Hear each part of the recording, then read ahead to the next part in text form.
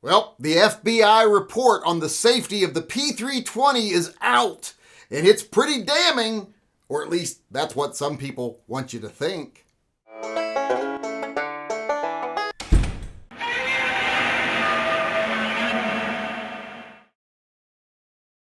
Hey everybody, Yankee here. As you know, there's been an ongoing controversy about the safety of the Sig P320 pistols. And really, there's no controversy. Nothing has actually happened. The guns have never operated in a way they weren't intended. It's just that some cops don't know how to safely handle a gun like the P320 because it's a gun with no safety, a light trigger, and a striker fired. And if you can't handle a gun safely, you shouldn't handle it. You shouldn't have that gun. I don't have it because it scares me a little bit. I wouldn't carry one. But there's no real controversy. They've never, ever done anything they're not designed to do. But some people in the gun community want to pretend like there's this big controversy. I don't know why they want to help the anti-gunners, but it seems like they do want to help them quite a bit. And as you may know, this whole time, I've been someone that's been saying, hey, there's no real issue. Never has one gone off on its own. Every time one goes off, it's because someone who shouldn't have that gun uses it in a way they shouldn't use it. So it's not the gun's fault, it's the user. Hence the shirt. Have you ever considered maybe you're the problem? So I've maintained that position for a while. But now there's this big FBI report that's out. It seems one YouTuber, did a FOID Act request, got the FBI study on the P320, and now they're portraying it as it's really damning for the P320. This guy's claim to fame is that he's been bashing Sig for a while. He made a big video bashing Sig, and now he's had to follow it up to try to justify himself. He won't justify himself by actually debating anyone about what he said and, have to face the fact that what he said was garbage from an engineering standpoint. But now he's got this report and he's saying it's really damning for Sig. It's really going to put the nail in the coffin of the P320. And because of that, I've had several people contact me in my live chat saying, hey, what do you think of this? I've had people in the comments on my video saying, oh, this aged badly, bruh, you need to change your opinion, that kind of thing. And I thought today I'd address it since so many people have asked me to. But unlike a lot of these people that are saying, oh, this is a damning report, I actually went and read it. And for those of you that didn't, let me sum it up for you.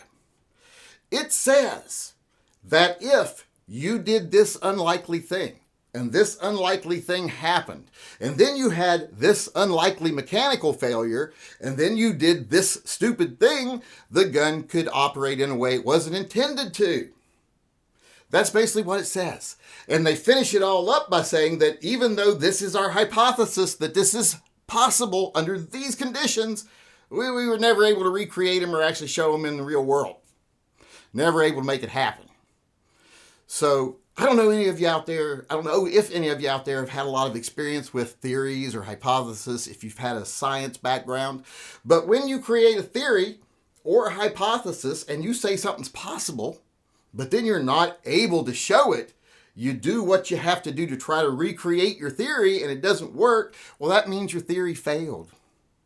So this report is basically a failed theory because in the end they say these things are possible, but we were never able to make it happen even trying. So basically it's the same thing that's been said all along. Nothing really going on here. Now, like I said, it does say if you have this mechanical failure and this happens and that happens, it could happen. But as someone in my live chat said, well, that's just basic engineering. So they spend all this time and money to just prove one of the basic theories of engineering, that if a mechanical mechanism fails, that it can do things it wasn't intended to do or not operate properly. Well, of course that's true of any mechanical thing. So like I said, basically in the end, all they said is if this happens and this happens and then that happens and this fails, then you could have a negligent discharge that wasn't your fault. But we weren't able to make it happen even trying. So it says nothing. And I know this other guy has an agenda, apparently. He definitely won't defend his agenda because he won't talk to you about it. But he has a vested interest, I guess, in doing this. I don't know, maybe he's taking some Bloomberg money. So Bloomberg has wanted to do that in the past. They've expressed interest in having people say things that are anti-gun when they have a pro-gun audience. So I don't know what his motivation is, but that's a possibility. Because like I said, this report says nothing.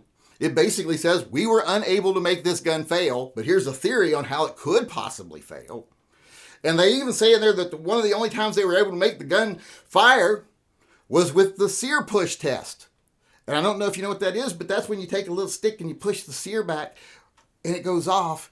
Well, because of the mechanical linkage, when you do that, the trigger actually pulls. You're pulling the trigger. You're just not pulling it from the bottom of the base of the trigger here. You're actually pulling it from the top of the trigger. You're still operating the trigger. And that's the only time they were able to make the gun go off, and that's not a failure. That's how it's supposed to work. They were trying to demonstrate, well, if something got in there and pushed it, it would go off. Well, that's every gun that has this type of mechanism. So this report says nothing. So if you think it does, maybe you should read it yourself, bruh, because it doesn't say anything. In fact, if anything, it exonerates the Sig P320 by saying, hey, in theory, it's possible, but we couldn't make it happen. It never does it. It doesn't happen to us. It didn't happen to any other case that we can see or find. We've never seen one case of it going off on its own, but it's possible. That's all it says. And unless you read it for yourself, stop listening to people telling you what it says. Because those people have a vested interest in trying to back up something they've said previously or maybe earn their paycheck. And some people are just stupid. Like a lot of people comment in my comment section that say, you read this age poorly, bruh. Well, no. What I've said is perfectly true, and the background and this study backs it up perfectly. There's nothing wrong with the gun. It operates as it's intended. It could malfunction if it broke, or you broke it, or you misused it. But other than that, can't make it do anything it's not supposed to do. You know, all that bad stuff is just a theory that didn't pan out. So, like I said, this is a gun that you shouldn't use if you can't handle a gun safely, because it is a no barriers between you and shooting the gun. It's striker fired with a light trigger, no safety. Like I said, I wouldn't carry it. I'd piss myself carrying that gun. And a lot of people don't understand, how can you defend it if you wouldn't carry it? Well, I also wouldn't carry other striker fired guns, wouldn't carry Glocks, wouldn't carry Walthers. They frighten me. I don't like them. They make me unnerved. So they're not for me, but they operate as intended. If you can't operate them, don't use them. If you can, I'd still say don't use them, get a better gun. But if you know how to use them, use them. Feel fine. They're not going to go off on their own as long as you're very safe with them. But if you can't use them, like I said, and you can't be safe, don't get one. Because in the end, you're the problem. Hey everybody, Yankee here. Before we go, I just want to take a second to remind everyone that this channel is 100% viewer funded. We don't take a penny from advertisers, retailers. We don't take money from political organizations. There's no one telling me what I need to tell you.